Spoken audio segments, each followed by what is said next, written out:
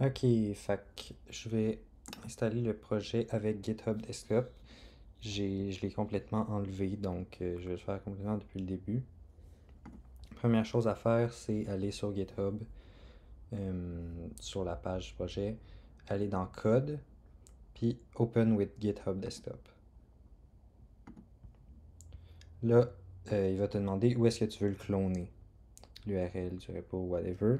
Puis là, où est-ce que toi tu veux le mettre. Euh,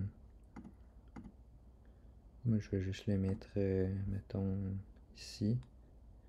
L'appeler 5.2. L'endroit où tu le mets, ça change rien. Il n'y a pas besoin d'être dans Xampp parce que toute la base, toutes les affaires de WordPress vont être faites directement sur SiteGround. Fait il y a pas de, genre, on n'a pas besoin de Xampp ou quoi que ce soit. C'est juste pour React puis le CSS qu'on installe le projet maintenant. Fait que je vais choisir de le mettre là. Clone. En attendant, toutes les affaires qui vont être faites dans SiteGround. Mais ici, ça c'est l'URL de notre site. Si tu mets /wp-admin, là ils vont te demander, si la première fois que tu te logs, ils vont te demander mot de passe et nom d'utilisateur. Mais ton mot de passe c'est juste Yun puis Yun. Genre, utilisateur, mot de passe, c'est juste ton nom, comme ça on s'en souvient.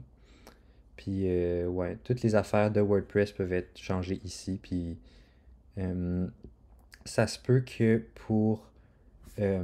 ça se peut que les changements que tu dois faire se voient pas directement. Fait que pour voir ça, my.siteground.com, websites, collaborations.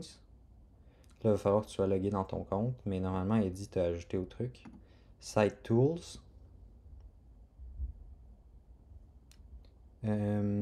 speed, caching, dynamic cache, puis ici, ce bouton-là pour l'effacer. Parce que sinon, ça se peut qu'il ne refresh pas les informations qu'on met sur WordPress. Quand on fait ça, ça le force à le refresh. Bon, on va revenir à GitHub. Ce truc-là, ouais, on fait oui. Fait que là, le projet est cloné. Tu peux aller voir, mettons, dans ta branche. Puis, on peut l'ouvrir dans VS Code.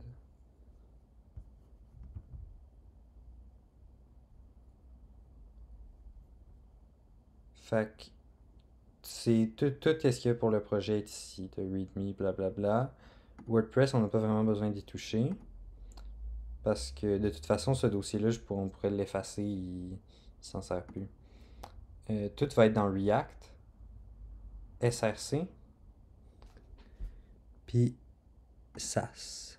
T'as des trucs globaux comme les variables, les couleurs, les tailles de police, etc. Les mixins pour toutes les mixins SAS, whatever, là, tu checkeras. Sinon, pour le SAS de chaque page, c'est dans Composants. Puis là, tu as trois sections. Ça, c'est pour chacune des pages, il y a un truc pour React, puis un truc pour SAS. Celui-là, il n'est pas bien compliqué, mais admettons celui-là, admettons, je sais pas, la liste des sessions. Là, il y a tout le SAS ici. Pour, pour faire fonctionner le projet, il y a une coupe d'affaires que tu vas devoir installer. Pour les installer, tu cliques droit sur React. C'est important d'être dans ce dossier-là. Ouvrir dans le terminal. Puis, il y a quelques affaires qu'il va falloir installer. Il va falloir installer NPM. Fait que ça, on peut aller...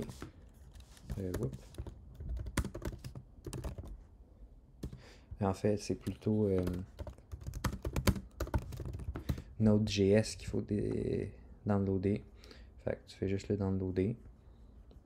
Là, je le downloaderai pas. Une fois que tu vas l'avoir installé, il va aussi downloader NPM qui va te permettre de downloader des packages. Les packages qu'on a besoin, c'est pour downloader, tu fais npm i Puis après ça, c'est les trucs. Il y a React Scripts, Node Sass, puis React Router DOM. Je vais installer ça. Puis il y en a un autre qu'il faut installer. C'est juste mui.com. Puis c'est ça ici. Tu vas juste copier. Puis ils vont te donner la commande au complet. Là, on doit attendre que ça s'installe. Ça se peut que ce soit long, c'est normal.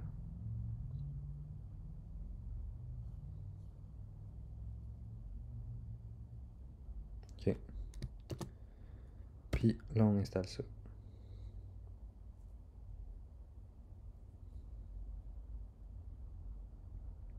Ok. Là, tu vas voir que ils ont changé ces affaires-là pour ajouter. Ça, c'est comme ce fichier-là, c'est pour la liste des packages que tu utilises, genre. C'est pas mal ça. Quand tu vas vouloir regarder le projet, tu fais npm start. Toujours dans le dossier React, sinon ça marchera pas. Puis là, ben moi je suis déjà en train de travailler sur le projet, mais normalement il va pas te demander ça, il va direct te l'ouvrir, mais là, juste faire oui. Puis je vais aller la chercher.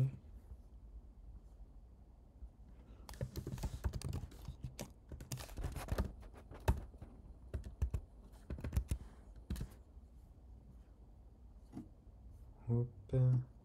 Et voilà, le projet devrait être là. Puis les données devraient s'afficher. Genre, il devrait avoir... si ça devrait ressembler exactement à ce que moi j'ai en ce moment. Il y a un peu de prof, mais là c'est formaté comme de la merde, là. Puis les cours, ben... c'est normal... ok, ça marche. Je pensais pas que ça marchait. Whatever. Fait que c'est ça.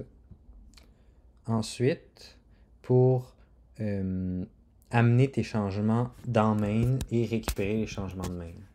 Fait que ça va prendre GitHub Desktop. Là, tu peux voir les fichiers qui sont changés, il les a déjà checkés.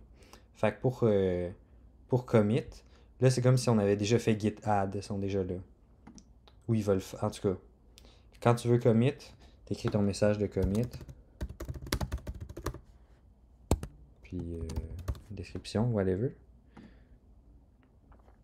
Là, j'ai fait un commit pour l'envoyer vers GitHub. Ça va toujours être dans ta branche quand tu pushes. Mais pour l'envoyer vers GitHub, tu pushes. Puis là, ça s'est envoyé vers GitHub. Si on va voir dessus.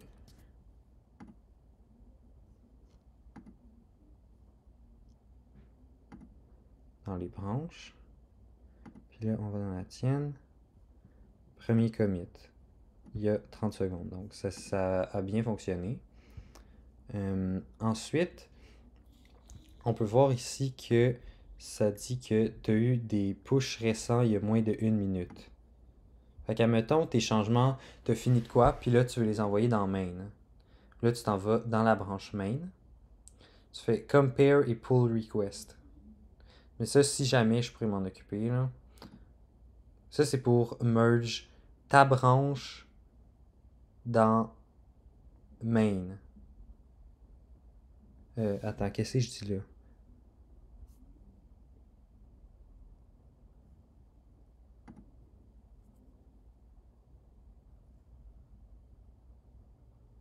Ouais, c'est ça, c'est pour merge ta branche dans main. Fait que ici, t'écris peu importe, on s'en fout. Create pull request.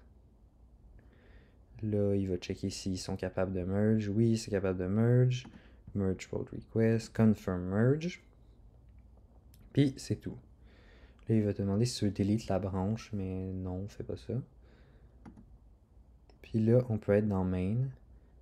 Puis, il y a le pull request qui vient juste d'être fait. Fait que c'est pas mal ça. Quand tu vas vouloir récupérer les changements de quelqu'un d'autre, c'est exactement le même principe. Mais tu t'en vas dans...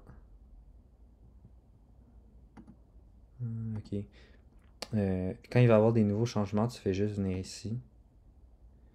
Puis, qui là, il vient d'être fait. Mais quand il va y avoir des nouveaux commits, tu vas pouvoir faire un nouveau pull request de main vers ta branche. Puis, c'est pas mal ça.